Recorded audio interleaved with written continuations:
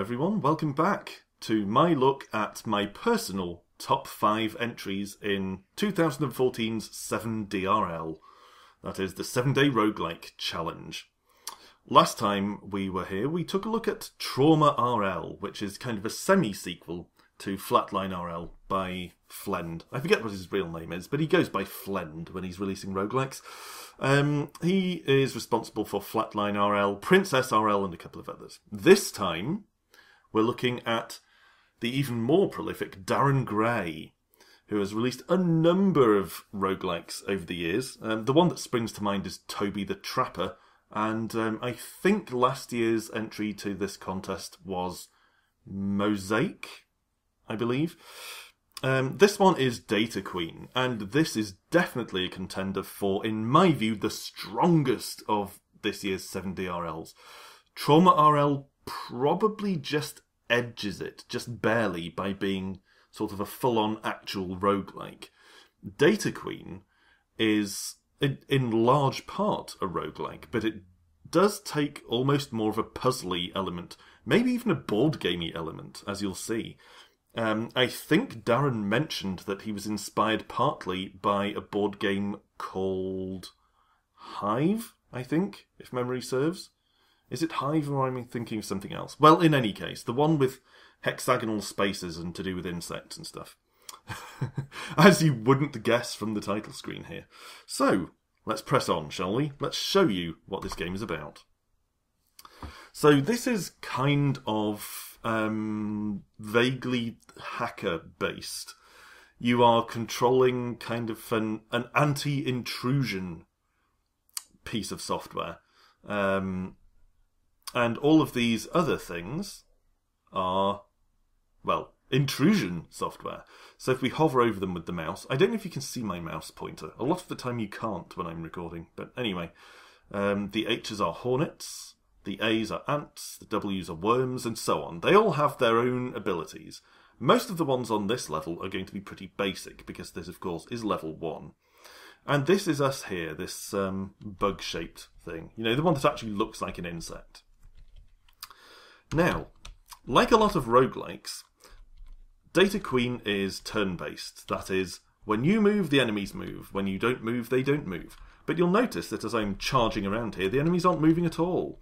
And that's one of a couple of interesting mechanics DataQueen uses. Basically, as you can see, most of the floor is blue, but the part I'm moving on at the moment is green. When you move your DataQueen unit onto a blue space, it becomes green. And you can move freely across the green spaces without expending any turns. But as soon as you step onto one of the blue ones, you use a turn and your enemies will move. Enemies moving onto green spaces turn them back to blue. Now, the reason this is significant is not just because you can move more freely across green spaces, but also because your initial objective in each level is to connect all of these pink hexes that you can see the enemies grouped around. You need to connect them all to each other with green spaces. When you do that, the boss of the level will appear, and then you have to defeat the boss, as well as, of course, as any minions that are in the way. So that's one of the innovations here. So let's see that in action for a second, shall we? There we go. As you can see, enemies are advancing towards me, and they're starting to eat into the green area. Now you can use this against them in a variety of ways. One of the things I tend to do is bait enemies towards me by doing that, and then use my free movement across the green areas to move around to an area where I actually want to make progress, like here, pop over there. Now I've connected to one of these pink spaces, which for movement purposes count as green ones. So you can see now, if I continue moving around this pink space, they will continue coming towards me, which makes it difficult. They'll start to eat away at this green.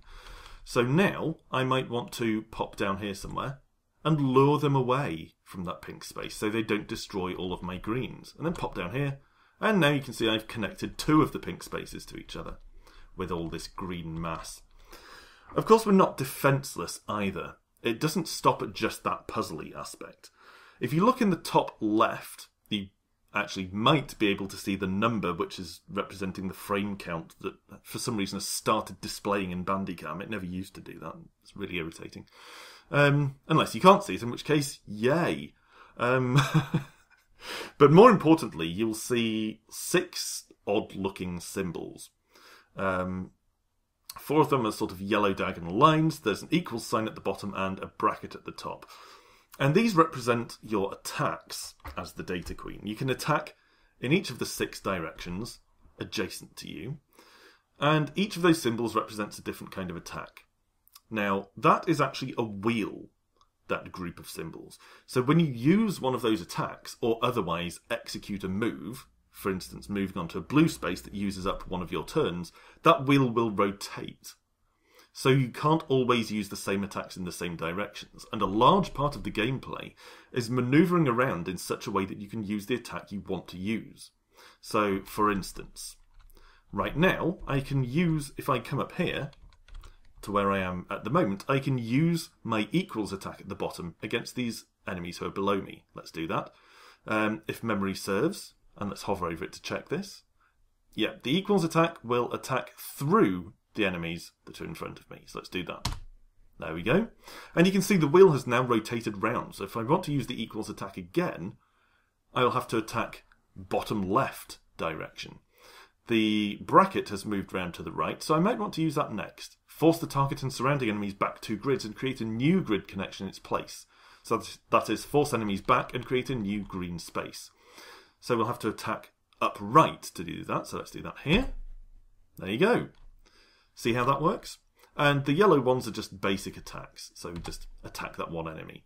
Some enemies require multiple hits to destroy, and as we progress through the game, various enemies have special attacks that will get in the way of you actually executing those attacks. For instance, some enemies can't be attacked directly, so you have to rely on certain abilities that attack, that have an area of effect form of attack. Now, you might say, but you don't have an area of effect attack.